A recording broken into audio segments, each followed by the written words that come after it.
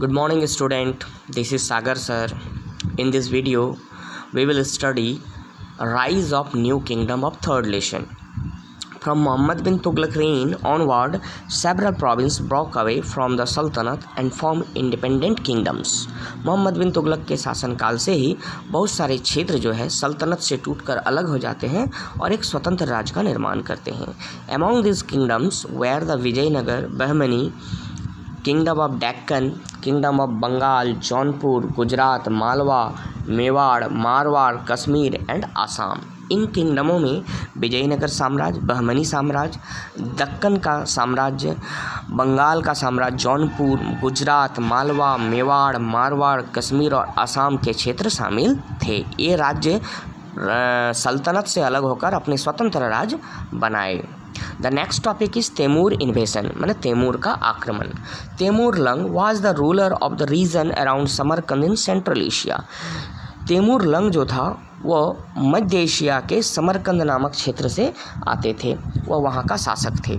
He invaded India in 1398 and occupied some territories in the north waste.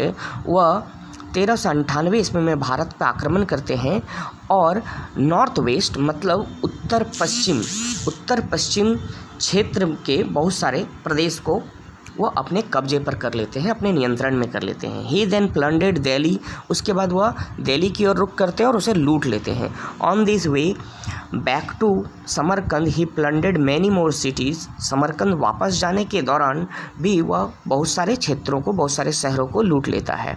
He carried away enormous wealth, वह अपने साथ बहुत सारे धन, बहुत ज़्यादा धन ले जाते हैं. He also took along skilled artisan to work on monuments in Samarkand. और वह जाते वक्त अपने साथ बहुत सारे कुशल कारीगरों को भी समरकंद में इमारतें बनाने के लिए ले जाते हैं. Timur left an Afghan chief named खरीज Khan in charge of his Indian territories. Timur Lang जब भारत से जाते हैं तो वह अपने क्षेत्रों पर उसकी देखभाल करने, उस पर शासन करने के लिए एक अफगान चीफ को छोड़कर जाते हैं जिसका नाम खरीज खान था. The Tughlaqs could not recover their power after Timur invasion. Timur के आक्रमण के बाद तुगलक वंश जो है वह उभर नहीं पाता है, अपनी शक्ति को और निखार नहीं पाता है. There dynasty ended in 1412. 1412 में उसके जो वंश हैं उसकी समाप्ति हो जाती है. इन 1414 खरीज खां ऑक्यूपाइड दिल्ली. 1414 में खरीज खां दिल्ली पर अपना नियंत्रण कर लेता है, वह उस पर कब्जा कर लेता है. He established the Sayyid dynasty which lasted till 1451. उसके बाद वह सैयद डायनेस्टी का स्थापना करते हैं जो 1451 तक चलता है.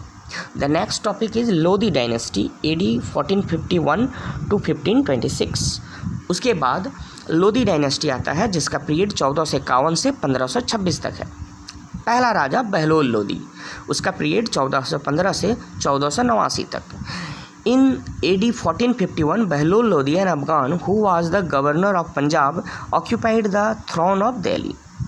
1451 में बहलोल लोधी जो एक अफगान का गवर्नर होता है, एन अफगान मतलब वो अफगान का होता है जो कि पंजाब का गवर्नर होता है, और वह दिल्ली के सल्तनत को या दिल्ली के सिंहासन को हथिया लेता है, उस पर अपना कब्जा, अपना नियंत्रण स्थापित कर लेता है. He maintain good relation with the nobles. वह जितने भी मंत्री थे, जितने भी नोबल्स थे उसके साथ अच्छा रिश्ता रखते हैं. He suppressed rebellion and established his authority over Sindh and Mewar.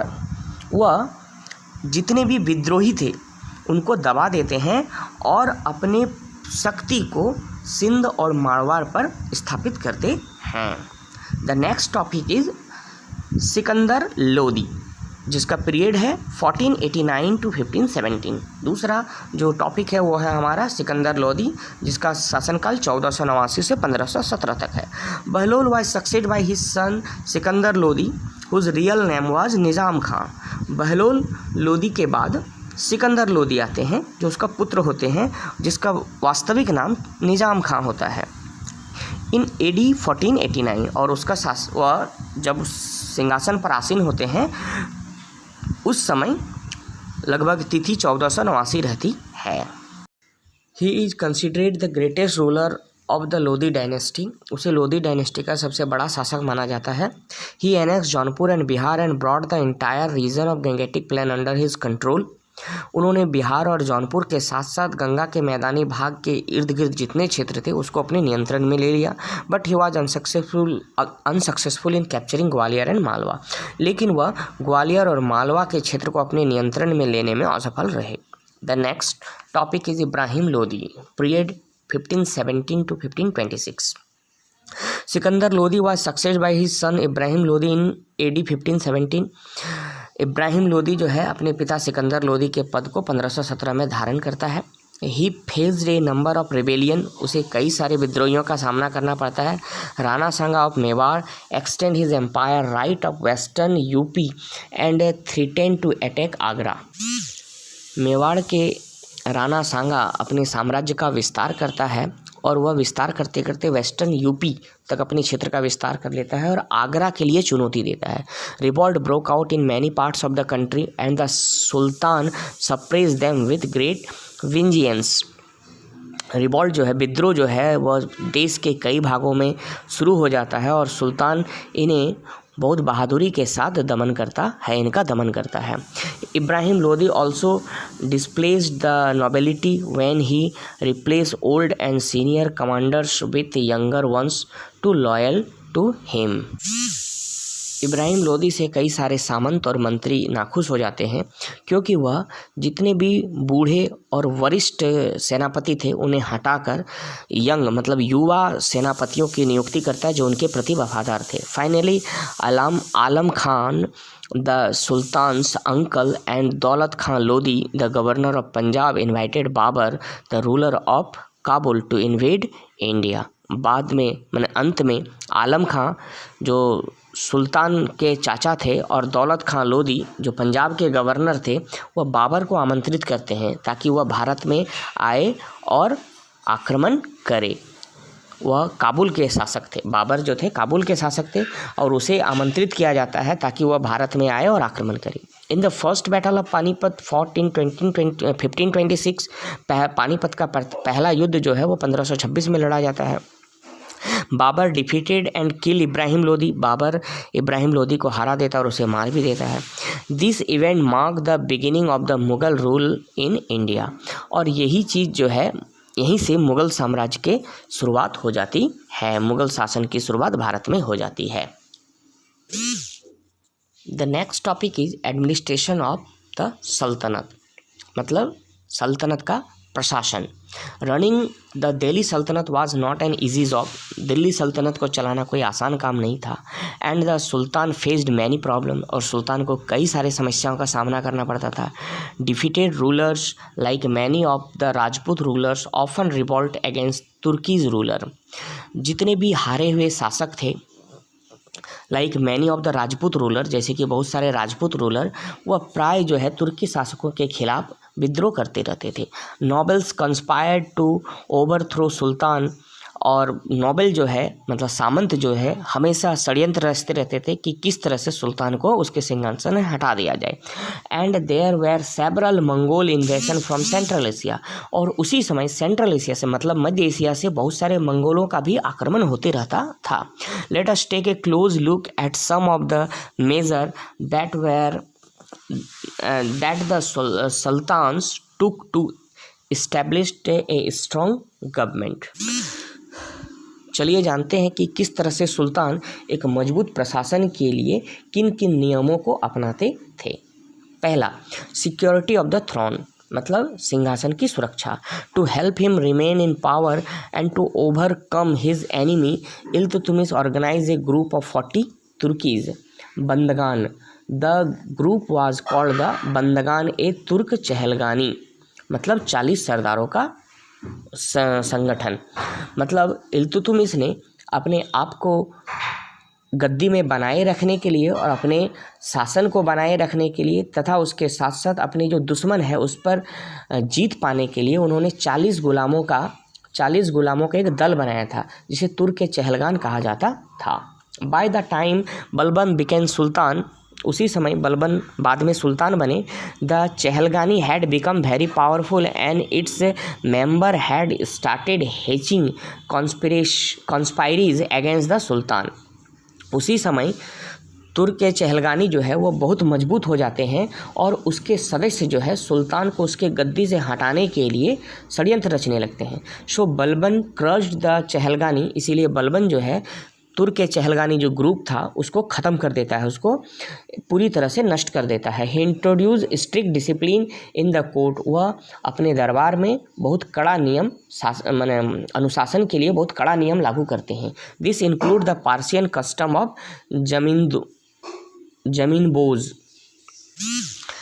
That is lying flat once face before the sultan to show respect. इसका मतलब होता था वह ज़मीन पे लेटकर सुल्तान के तरफ सर करके उसे प्रणाम करना था और उसके प्रति सम्मान जताना। इस तरह के दो नियम थे, एक पेबोज था और दूसरा था सिजदा, मतलब एक पैर के बल बैठना और दूसरा अंगूठा चूमना। The sultan usually maintain a network of Barids spies. The spies kept the Sultan informed about all the happening within the empire.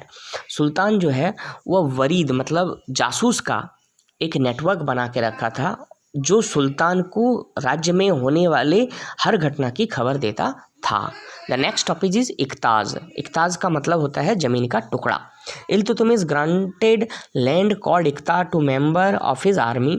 Iltutmish अपने सेना के सदस्यों को इक्ता मतलब ज़मीन का टुकड़ा देता था। In return the iqta holder called the iqtadar और the muqti had to give the sultan military help in the time of war. इसके बदले में जो इक्ता होल्डर होता था जो कि ज़मीन लेते थे, उसके बदले में उन्हें युद्ध के समय सुल्तान को सेना का मदद करना पड़ता था, मतलब सैनिक देकर, राजा को सैनिक देकर मदद करना पड़ता था। The muqti was the answerable to sultan and his iqta was transferable. Muqti जो होता था वह सुल्तान के प्रति जवाबदेही रखता था और इक्ता जो है वह ट्रांसफरेबल था, मतलब आज इसको दिए तो कल दूसरे को भी दे सकते हैं। He collected revenue from his iqta to meet the cost of administration and the cost of maintaining his troop and horses. मतलब जो इक्तेदार होता था वह अपने ज़मीन से रेवेन्यू कलेक्ट करता था, कर कलेक्ट करता था, जिससे कि वह अपने जो क्षेत्र था उसका प्रशासन को संभालता था और उसके साथ साथ जो उसके ट्रूप थे मतलब सेनाओं की जो टुकड़ी थी और घोड़े थे उसका भी रखरखाव करता था। The muqti and his soldier and attempted camped at the iqta headquarter with their family members। मुक्ति उसके नियंत्रण में रहने वाली सेना और उसके दरबारी जो थे वह इक्ता के हेडक्वार्टर में ही रहते थे अपने परिवार के साथ। To ensure their safety they fortified the camp side. वह अपनी सुरक्षा के लिए अपना जो कैंप था उसके चारों तरफ वह किलेबंदी कर लेता था। So in due course the iqta headquarter grew into garrison and fortified town. बाद में यही इक्ता का जो हेडक्वार्टर था वह बाद में सैनिक छावनी बन गया और एक किलेबंदी शहर जैसा बन गया। Such town also grew where troops were stationed for defending territories for conquering more territories for guarding trade route. यही इसी तरह के शहर जो थे जहाँ पर सेना रहते थे वह एक तरह का वैसा क्षेत्र हो जाता था जो कि सुरक्षा प्रदान करने वाला क्षेत्र बन जाता था। इसके साथ साथ वह जब कोई शहर को जीतना होता था, कोई क्षेत्र को जीतना होता था तो वहाँ पर भी वह कैंप करते थे और जो ट्रेड रूट होता था उनकी भी निगरानी करते थे। Thank you.